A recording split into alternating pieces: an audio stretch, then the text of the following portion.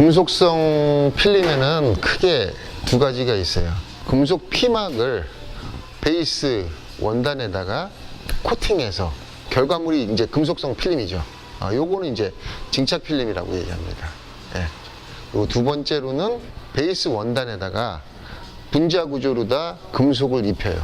분자 구조로 입히다 보니까 입자도 곱고 또 내구성도 오래 지속된다는 그런 어떤 장점이 있는 반면에 윈도우 필름의 이런 곡면유리에 필름을 얹어놨을 때 필름이 이렇게 물결치듯이 곡이 생깁니다. 그 곡을 잡기 위해서 열을 가했을 때 스퍼터링 한 그 분자 구조로 그 금속을 입힌 그런 원단은 수축력이 적을 수밖에 없습니다. 보통 이제 스퍼터링 필름에 가진 어떤 한계점이기도 하지만 반대로 얘기하면 장점일 수 있어요. 네. 저희가 갖고 있는 선셋 필름 같은 경우에는 이제 스퍼터링 필름이죠. 예. 금속 증착 필름이 아닌 스퍼터링 필름인데, 요게 이제 어디까지 수축을 할 수 있느냐, 또 스퍼터링 필름을 아주 과도하게 열로다 구웠을 때 어떤 차량까지 시공할 수 있느냐라는 차원에서 오늘 영상을 촬영했는데, 오늘 영상에서는 곡이 많은 차량을 선셋 필름으로 수축할 때 이러한 방식으로 수축하면 수축이 원활하겠구나라는 한 가지를 배우시면 되겠고요. 두 번째는 선셋 필름으로 이 정도의 곡을 갖고 있는 차를 수축했을 때, 연료다 성형했을 때 필름이 타지 않는 한계점까지 한번 오늘 테스트 해봤어요. 선셋 필름으로 모델 3 시공을 했을 때는 백화가 생길 가능성이 꽤 많다라는 결론을 얻었습니다. 그 백화 현상이라는 게 그러면 좀 설명을 해주시죠. 백화라는 것은 어떤 현상인가요? 백색으로 보여지는 현상입니다. 그 금속이 폴리에스터 안쪽에 있지 않습니까? 그래서 시커멓게 타는 게 아니고 그 금속이 타면은 현상 자체가 백색으로 보여지는 현상으로 나와요. 그래서 필름을 풀어서 다 스퀴징을 한 다음에 군데군데 허옇게 보여지는 현상입니다. 빛과 90도 방향으로 봤을 때 보여지는 현상이고, 이렇게 멀리서 보면 보여지지 않아요. 예, 자세히 봐야지, 이렇게 봐야지 보여지는 현상이죠. 예. 그럼에도 불구하고 열성형도 어렵고 이렇게 수축도 잘 안 되고, 네. 그다음에 백화 현상이 일어날 수 있는데, 필름의 장점은 뭐 고객들 왜 금속 필름을 찾는 거죠? 금속 필름의 장점은 고객 입장에서 봤을 때는 유리 자체의 그린 컬러를 반사성이 있기 때문에 받쳐줘서, 그래서 컬러 필름으로 보여지죠. 또 날씨에 따라서 다르게 보여져요. 하늘이 맑으면 푸른색으로 보여져요. 반사가 되니까. 어두우면은 약간 다크한 반사로 보여져요. 보통의 썬팅 필름은 뭐 회사마다 다 다르지만 다 까만색 아닙니까? 근데 반사 필름은 좀 컬러를 보여지는 그런 효과 때문에, 특히나 이런 그레이 차량이라든가 또 뭐 검정차, 이렇게 어두운 계통의 차량들은 사실 유리가 반사 필름을 해놓으면 팍 튀어나오는 효과가 있어요. 그래서 차가 살짝 튀는 느낌? 다른 차하고 조금 다르게 보여지는 어떤 그런 컬러감 때문에 반사 필름이 인기를 끌고 있는 것 같습니다. 예. 성능적인 어떤 장점은 없는 건가요? 스퍼터링 필름은 아까 말씀드린 다른 금속 필름인 증착 필름이라고 하죠. 베이스 원단 필름에다가 금속 피막을 얹혀준 그런 필름보다는 내구성이 강해요. 변화가 잘 이루어지지 않아요. 컬러도 거의 안 빠지고. 시인성이나 뭐 저런 열차단 성능도 반사 필름이 유리한가요? 열차단하고는 관계가 없어요. 관계가 없어요. 물론 회사마다 다 스퍼터링 반사 필름이 있는데, 선셋 필름은 열차단이 예를 들자면 평균 85%, 또 어떤 회사는 스퍼터 넣는데도 70%, 65%, 50%까지도 떨어집니다. 근데 일반적으로는 반사 필름이 시인성이나 뭐 외형은 예쁘지만 네. 특히 시인성적인 부분은 좀 떨어진다라는 저는 개인적으로 생각을 하거든요. 반사 필름은 뭐 직접 경험해 보셨잖아요. 그 전에 반사 필름을 붙이고 있다가 슈어 X를 붙였더니 더 탁 트인 느낌이 들더라. 이거는 뭐 단순하게 스퍼터가 더 무조건 선명하게 보인다라는 개념은 지금 요즘에는 그 적용하기 힘든 것 같아요. 왜냐하면은 세계 최고의 세라믹 기술을 사실 미국이 갖고 있지 않습니다. 그 생산 기술은 한국이 갖고 있습니다. 광학 기술을 상품에다 적용하는 기술은 한국이 갖고 있어요. 세라믹만 갖고도 스퍼터가 갖고 있는 그런 선명도를 1.5배에서 2배까지 넘을 수 있는 기술이 한국에 있습니다. 세라믹 기술이 굉장히 발달돼 있다. 그래서 그 세라믹 기술로 그 스퍼터의 어떤 선명함을 넘을 수 있는 그런 코팅 기술, 광학 기술을 갖고 있다라는 걸 말씀드리고 있습니다.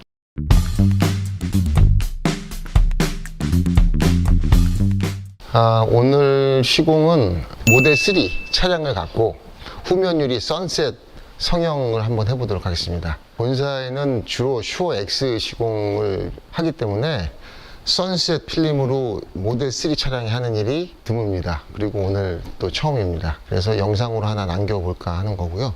이런 차량의 시공은 금속 필름 중에서도 스퍼털드 필름은 굉장히 수축력이 적어요.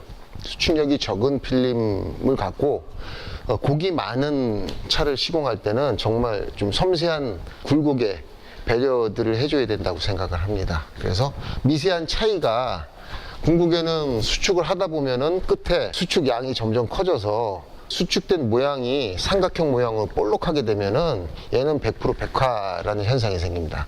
선셋 필름뿐이 아니라 다른 필름도 마찬가지인데, 자, 굽는 것도 중요하지만 기본적으로 필름을 세팅하는 게 너무너무 중요합니다. 필름을 세팅할 때 유리가 아주 깨끗해야 되고, 필름이 한번 닿으면은 이 얹어놓은 구조에서 움직이면 안 돼요. 그래서 유리를 깨끗하게 청소하는 게 중요하고, 그 다음에 도보 비누를 이용해서 이 비누를 칠하죠.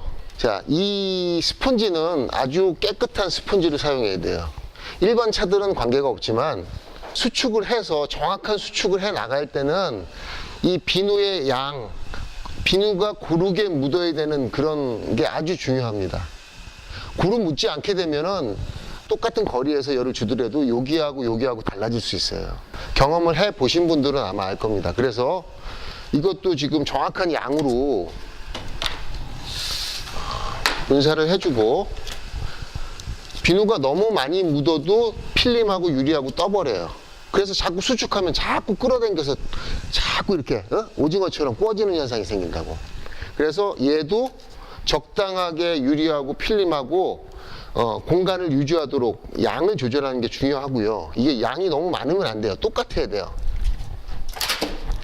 이게 얼만큼 중요한 건지는 아마 제가 영상 한 다음에 테스트를 해보시면 압니다. 그래서 묻는 양이 똑같아야 되고, 자, 똑같은 양으로 다 도포하려면 살짝, 처음에는 물기가 많기 때문에 살짝만 도포해 주세요. 도포하는 방식은 주름이 여기가 제일 많이 지고 여기가 적게 적죠. 적게 주름이 지기 때문에, 자, 이러한 반달 모양으로 주는 게 좋습니다. 왜냐하면은, 자, 여기는 지금 비누가 없어요. 여기도 없어요. 없어야지 여기를 꽉 누르고 있어요. 그래서 여기를 껐을 때 얘가 끌어당기는 현상을 줄이기 위해서 여기는 칠하지 않는 게 좋아요. 그리고 가운데도 마찬가지입니다. 이 끝하고 저 끝이 꽉 잡고 있어야 얘가 이 상태에서 수축을 해야 되는데, 얘가 조금이라도 움직이면은 얘가 자꾸 끌어당겨서 엉망진창이 돼버려요. 그래서 이 비누 칠하는 이 세팅이 너무 중요하다. 자, 이 정도. 자, 물칠을 할 때도 최대한 필름이 유리에 고착되도록 가장 두껍게 칠을 해주는 게 좋습니다. 자, 여기도 살짝. 그래서 이렇게 두꺼운 걸 씁니다. 일반 차하고는 다르죠. 필름 한번 놔볼게요.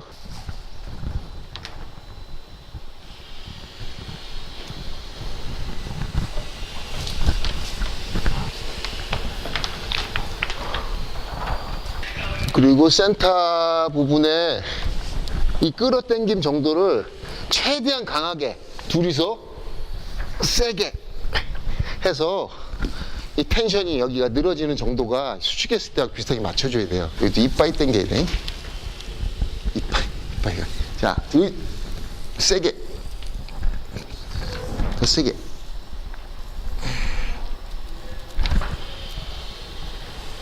대각선으로 당겨주고, 대각선으로. 오케이. 이 센터 부위를 최대한 당겨서 구웠을 때 얘가 보통은 수축이 과하기 때문에 여기가 뜨는 현상이 생겨요. 그래서 그걸 줄이기 위해서 놨을 때 얘가 고착이 되고 움직이지 않도록 여기를 비늘을 칠하지 않아야 됩니다. 그리고 얘는 끝선으로부터 1.5cm 정도만 남기는 게 제일 좋아요. 왜 1.5cm가 왜 그러냐 하면은 얘가 수축을 하면은 5mm는 당겨져서 가요. 3mm에서 5mm는. 그리고 이 끝 모양은 직선으로, 가급적 직선으로 해서 최대한 여기까지 꼽는 게 좋으니까.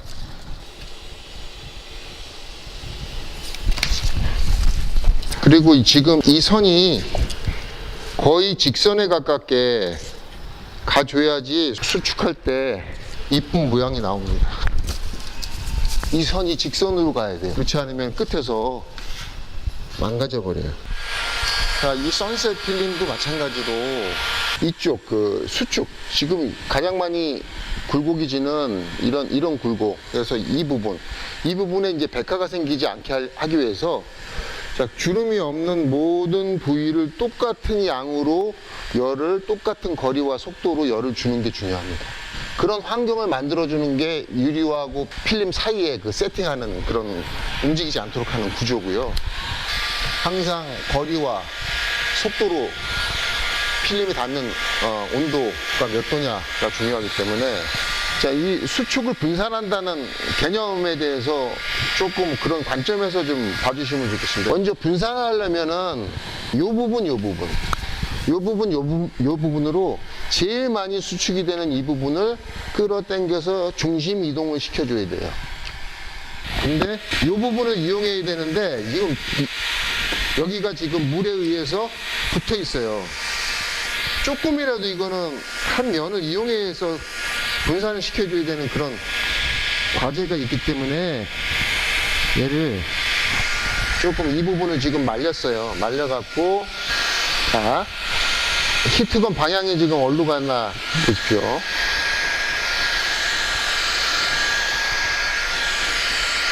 그 다음에 센터를 잡을 때 살짝 들어서, 자, 센터도 조금 눌러줘야 돼요. 중심을 잡아줘야 되니까. 그리고 또 중심 이동 한번 해볼게요. 이쪽으로 들어서, 자, 히트건이 지금 계속 움직이고 있죠. 계속 움직이고 있습니다. 자, 아까 처음에 얘기했듯이 열을 한 곳에 집중하지 말고 계속 이동시켜라. 특히나 스퍼터링 필름 같은 경우에는 얘가 한 군데 집중하면은 그냥 바로바로 서버려요. 끝에 모양이 지금 이런 모양이 돼야 돼요. 이렇게 납작하게 돼야 돼요. 이 모양이 안 되면 계속 저기 백화가 생기는 거예요. 그러려면 이렇게 이동시켜라. 자, 이제 들어갈게요. 이제 중심 이동의 끝은 이 끝과 저 끝이에요. 여기를 중심으로 해서 잡아 나가줘야 돼요. 자, 어떻게 하시나 보세요. 자, 끝을 조금씩 오므려 줍니다. 그러면 얘가 모양이 둥글둥글하게 나오죠. 근데 이것이 전체적인 균형을 맞춰서 가야 되는 거지 끝에만 가는 게 아니에요. 여기도 끝을 잡아주고, 자, 요런 부분이 이제 백화가 되는 거예요. 여기를 구우면 안 돼요. 조금 끝을 세워볼게요. 둥그렇게 만들기 위해서. 그 다음에,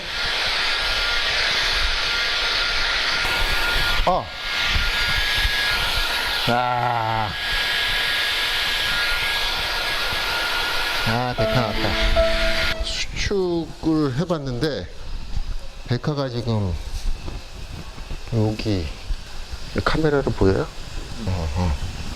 이 부분이 제일 심한 거 아니에요? 여기 허옇게 된 게? 네, 여기도 마찬가지. 각도에 따라서 이쪽으로 오면 여기도 심해요.